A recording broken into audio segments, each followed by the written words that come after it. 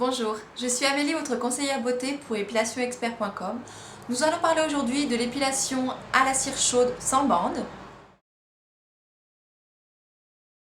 La cire chaude peut se présenter sous différentes formes. Nous allons voir tout à l'heure qu'on peut la trouver sous forme de bille, sous forme de galet ou sous forme de pain de cire. La cire chaude, c'est en fait une résine fondue qui vient attraper les poils, qu'ils soient courts, qu'ils soient longs, qu'ils soient drus ou fins. Elle arrache vraiment les poils avec la racine. Elle se fait fondre dans une cuve, soit comme celle-ci, ou dans un chauffe-cire comme celui-ci.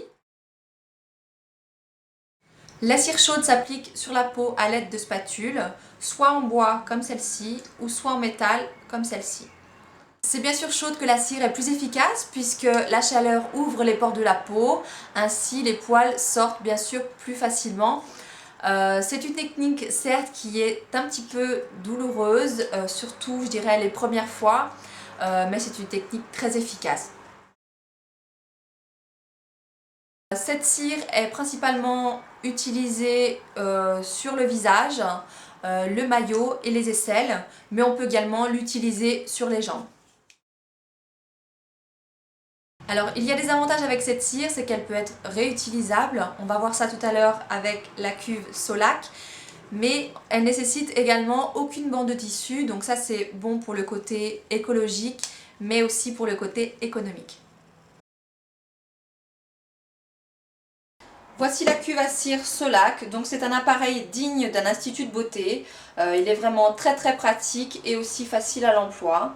On peut voir ici qu'il y a deux thermostats indépendants mais qui permettent de chauffer la cire et de la filtrer simultanément. Je retire le couvercle.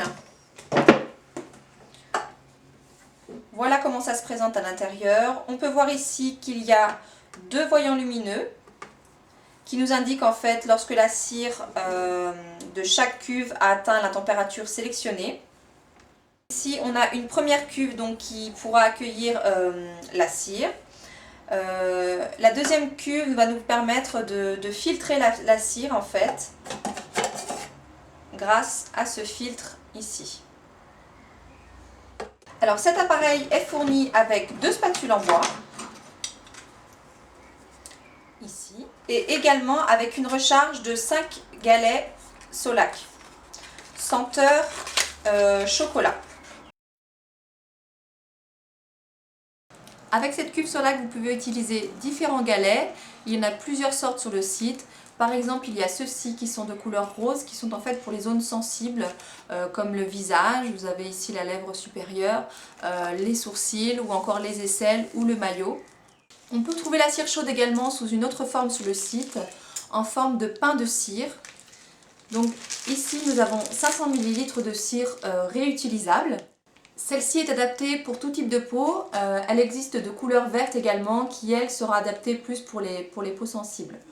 Sur le site on peut trouver des sachets de 1 kg de cire pelable. C'est une cire constituée de résine naturelle, cire réutilisable. Il vous faudra prendre sur le site les perles de cire comme celle-ci.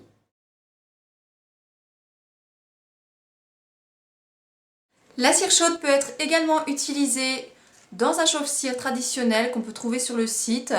Il y a un chauffe-cire de 400 g qui est le chauffe-cire Uki ou le chauffe-cire de 800 g, également le chauffe-cire Uki.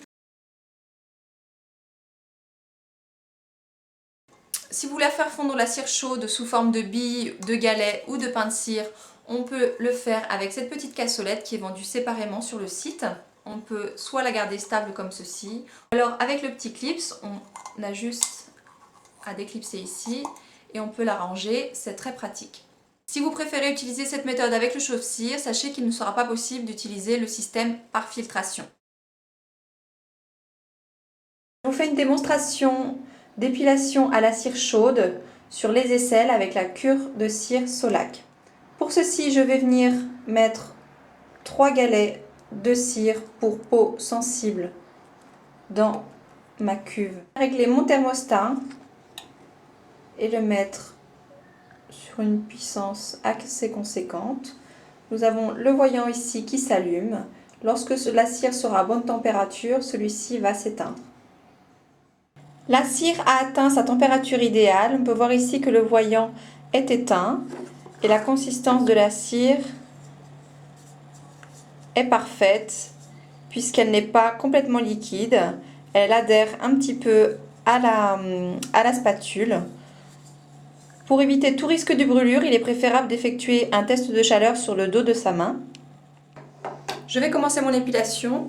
Pour cela, je viens étirer un petit peu ma peau de façon à ce que la surface à épiler soit plate. Et je viens l'appliquer dans le sens du poil.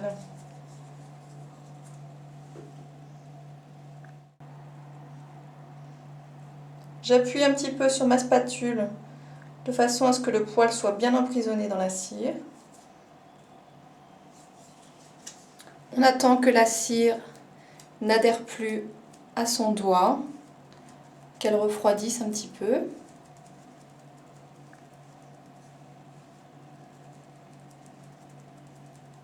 On garde toujours ces tissus bien étirés. Une fois que la cire a refroidi, je viens érafler un petit peu le bord de façon à avoir une prise pour arracher d'un coup sec la bande. Voilà. Et je viens déposer la cire dans mon filtre. Il faut laisser la peau refroidir avant de repasser entre chaque bande de cire pour parfaire le résultat. Enfin, on vient chasser les résidus de cire avec une crème ou une huile post-épilation qu'on peut également trouver sur le site. L'épilation des aisselles étant terminée, on peut voir ici donc qu'il me reste de la cire. Et de ce côté, ce sont donc les bandes de cire que j'ai utilisées qui seront donc à filtrer pour la prochaine utilisation. Pour filtrer la cire, c'est très simple.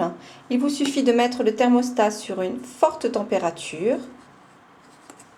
Ainsi, les poils resteront emprisonnés dans le filtre.